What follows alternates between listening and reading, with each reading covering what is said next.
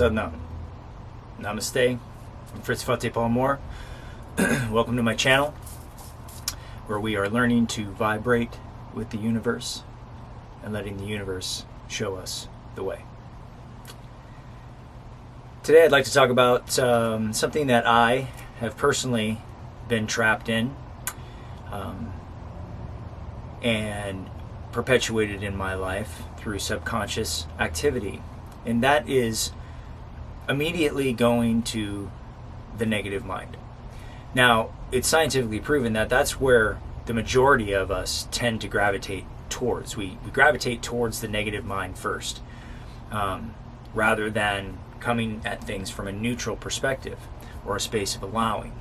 So when we're in the negative mind, we're in a place of fear, and we tend to perpetuate the cycles in our life because everything in the universe is working on these rhythmic cycles. Important term there, rhythmic cycles.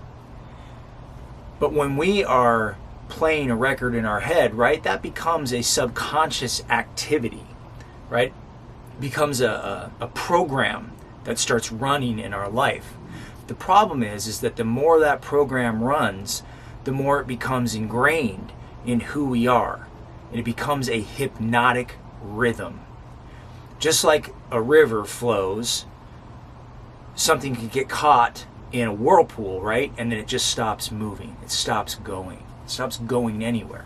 So when we identify our life with something, or we are identifying with a certain idea, and we keep just cycling it through our mind, we're having these, fears or doubts or whatever it is that is attached to an outcome or attached to an idea, attached to the personality of I, this is who I am, whatnot. The more that habitual routine communicates with the world, the more it becomes this hypnotic rhythm. Once it is a hypnotic rhythm, it's very difficult to break, right? There are ways that we can break these habits, right? We've discussed that.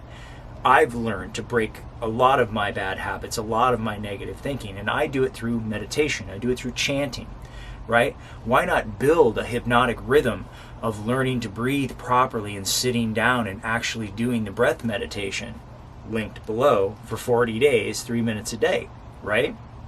Why not allow ourselves to get into a new rhythmic space that eventually becomes the hypnotic rhythm of our life? That meditation becomes a subconscious habitual activity. That energy is constantly coloring the thoughts that are coming into my subconscious, right? Every time I blink my eyes, 1,000 thoughts dump into my subconscious. I'll give you a good example of this, and God rest her soul, because my mother has recently passed away, but I feel, and I asked her spirit today, because I don't want to disrespect or dishonor my mother. I love my mother deeply, and I know that my mother loved me deeply, and I feel as though she said, babe, I'm no longer in that mortal coil, and it's okay to express this, so I will. My mother was afraid of a great deal of things, a great deal. And she missed out on a lot in her life because she was so afraid of so many things. And she had 2 of these hypnotic cycles. It just came to me today. These really rich, deeply ingrained hypnotic cycles that really perpetuated some of her problems. One of those things was that she continued to blame her mother for where she was at in her life. She used that as an excuse to not do certain things in her life, or that she couldn't do it because her mother never gave her X, Y, and Z. Right? So her negative mind would always go to this place of, I didn't get enough, therefore I can't. Right? And she perpetuated that idea constantly. I didn't get enough here, and therefore I can't here. These people didn't show up for me, and so because of that, I'm not going to show up here for these people. Now, don't get me wrong, again, I love my mother deeply, but there was another hypnotic rhythm in my mother's life of fear, and that was the fear of flying. Now, I lived in the Northwest, and my mother lived in the Southwest when I got married, she didn't come to the wedding. When my first child was born, she didn't show up. She didn't meet her first child until her granddaughter was almost a year old. She didn't meet her second granddaughter. Didn't come up for the birth. Didn't come up when I graduated from college. She was always making an excuse for why she couldn't do that. She had a fear of flying. But it was so much deeper, right? That fear was so much more deeply ingrained in her in regards to everything in her life. And she had all these other things that she blamed. Well, don't a lot of us do that? We hold on to the attachment of, this is the reason why I can't do this over here. You know, this wasn't given to me, or this was taken away from me, or blah, blah, blah, these things. Now, I'm not saying that there's no merit here, okay? That's not what I'm saying.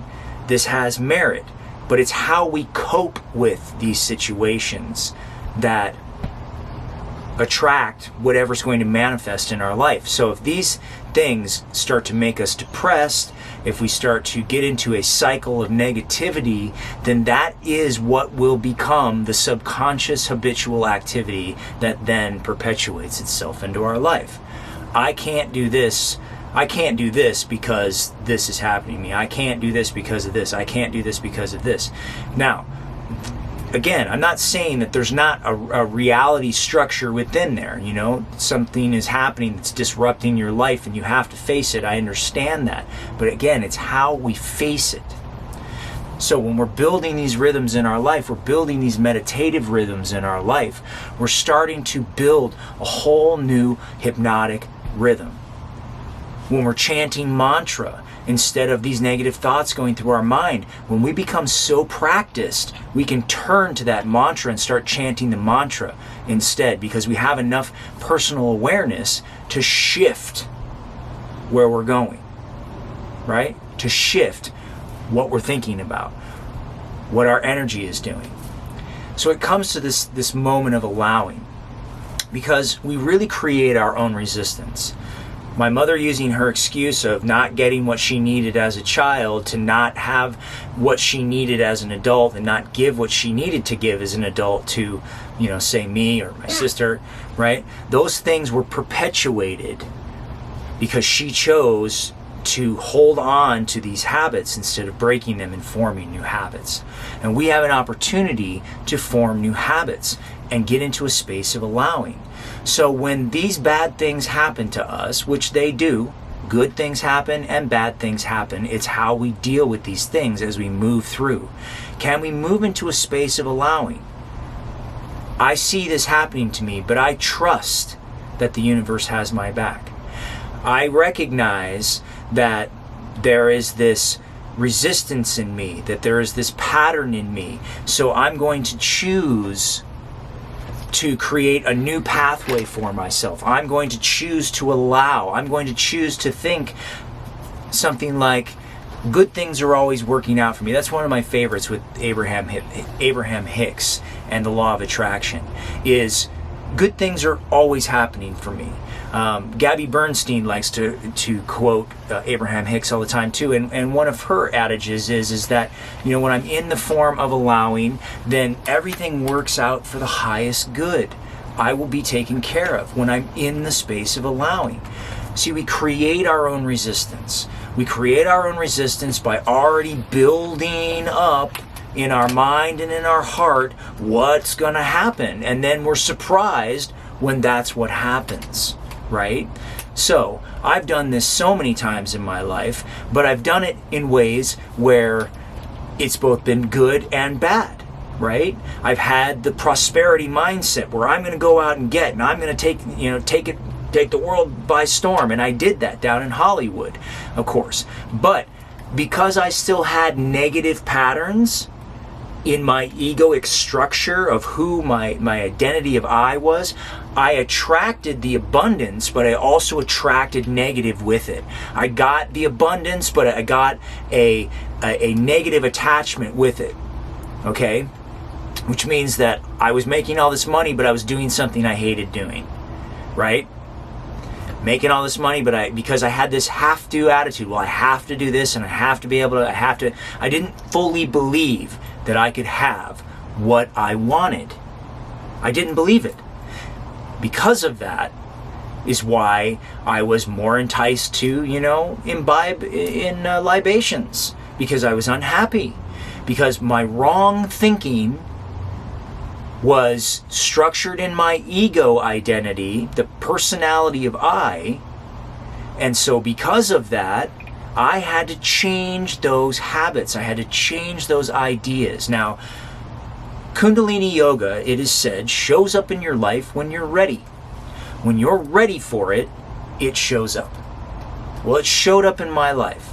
Literally, the person who took me to my first Kundalini Yoga class disappeared from my life afterwards. I haven't seen him since. I can't find him. I can't find him. But you know what I can find? I can find my mat. I can find my mat every day. And I do. I meditate every day. So, if you're on board and you want to start, you want to get going, you want to complement your practices that you've got going already. I made that meditation yesterday. Is it imperfect? Is my video imperfect? Sure. But the meditation is not. The meditation is perfect. It's beautiful. So the link is below. Start practicing. Do it for 40 days. Do it for 3 minutes a day. Just 3 minutes. 3 minutes. Don't tell yourself that you don't have 3 minutes. Now, mind you, if you start practicing and you miss a day, you got to start again. Okay? I've done it. I've done that multiple times when I first started practicing. When I was first trying to get through a 40-day meditation, I literally fell off multiple times. Oh my God, I can't believe I forgot to do it today. Until finally, I did it. I did that 3-minute meditation for 40 days. I finally did it. And you know what I did right after that, which I've said before?